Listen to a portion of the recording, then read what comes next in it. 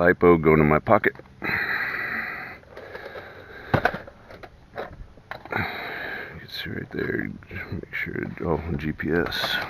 Make sure that's functioning. Let's turn you on.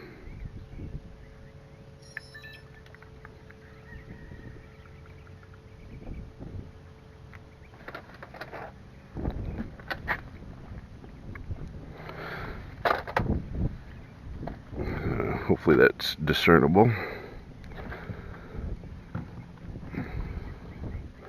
It shouldn't need to go far. Turn that on. Oh, we gotta turn on the car. Reach way up in there.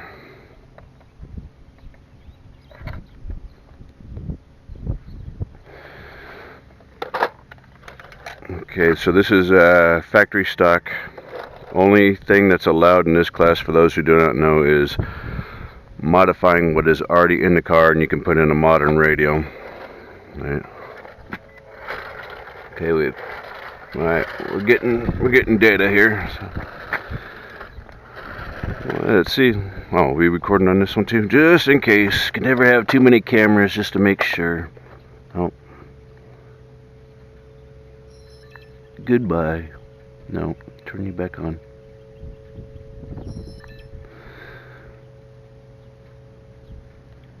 Record. I guess it's recording. Here we go. Oh, pretty straight out of the box.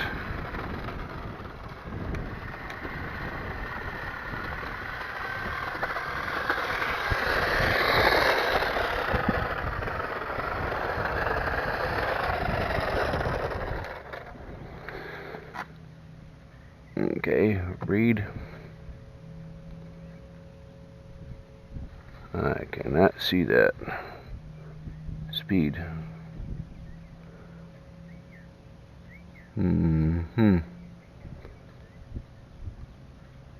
Why can't I go? Why can't I see that?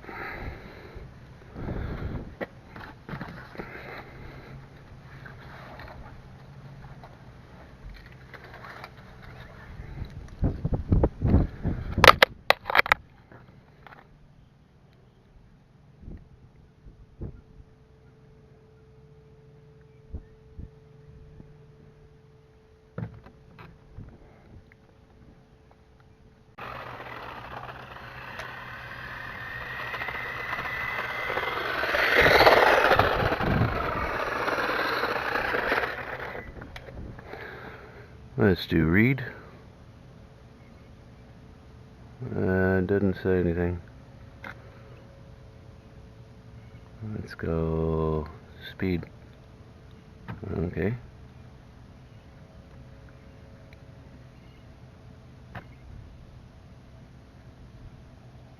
Stop. Read. Okay, that's how we do it. Maximum speed 10 miles an hour. Okay, very good. Well, now I figured out how to work the GPS. So, I forgot what it was on the double A's, but the lipo is clearly faster.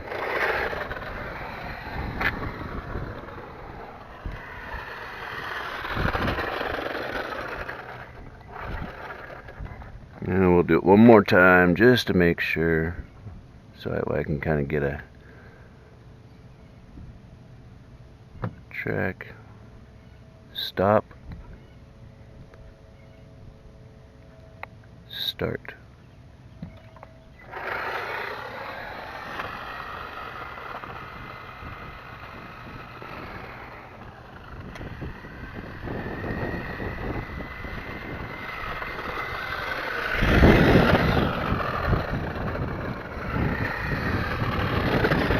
Okay, and just so you guys are aware, this vehicle has a rated top speed of 5 miles an hour from the box.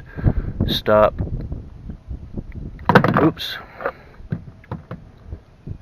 We've got a max speed of 11, so that's pretty good. Alright, we're going to call that quits.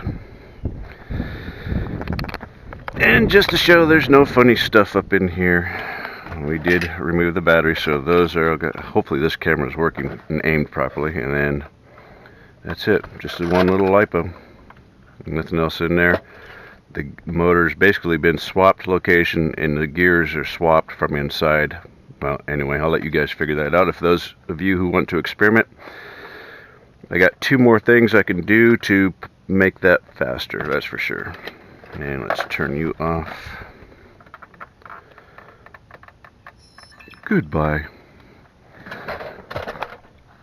Alright, that's pretty cool. Put that in there. Put that and that in there. And let's go ahead and end this session.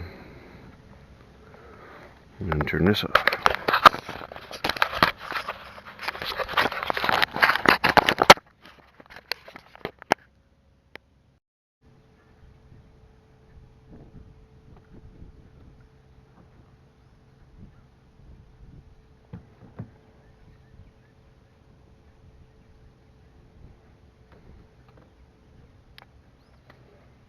Hmm.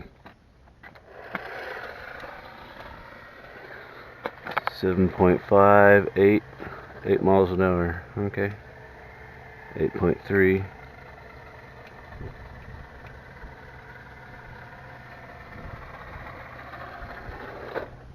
Okay, that was with the double A's.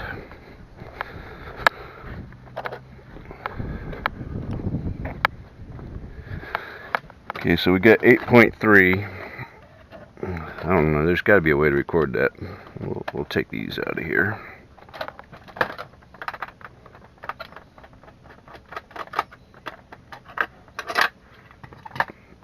The charge did not last very long. I just charged these last night as well.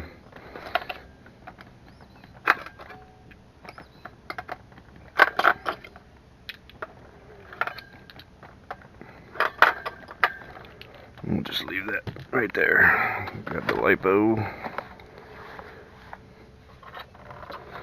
Unplug you.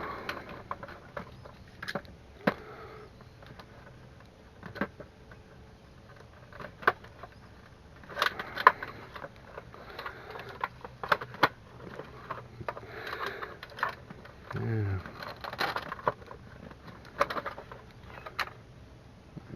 Turn you back on.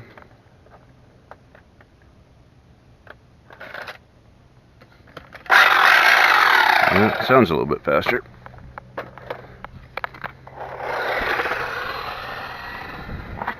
Eight 8.5, 10, 10.2. Wow.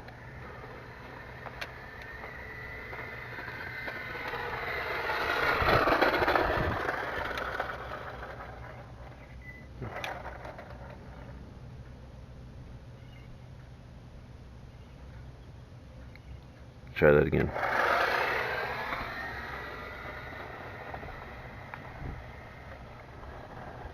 .2 or 10.1 that time.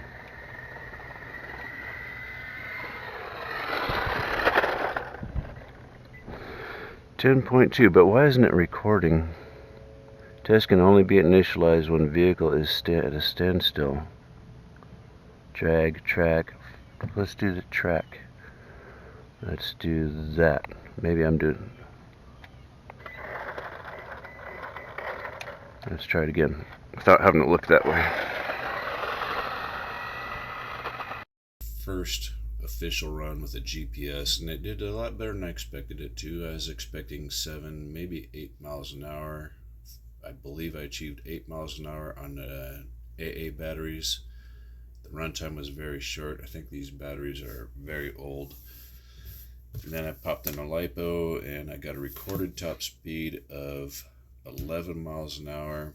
Pretty short run. It took me a few tries to figure out how to use the GPS, so the recording is not the best, and I didn't do a good job at making sure that the 2-cell lipo was captured correctly. But so I'll try and do better in the next run.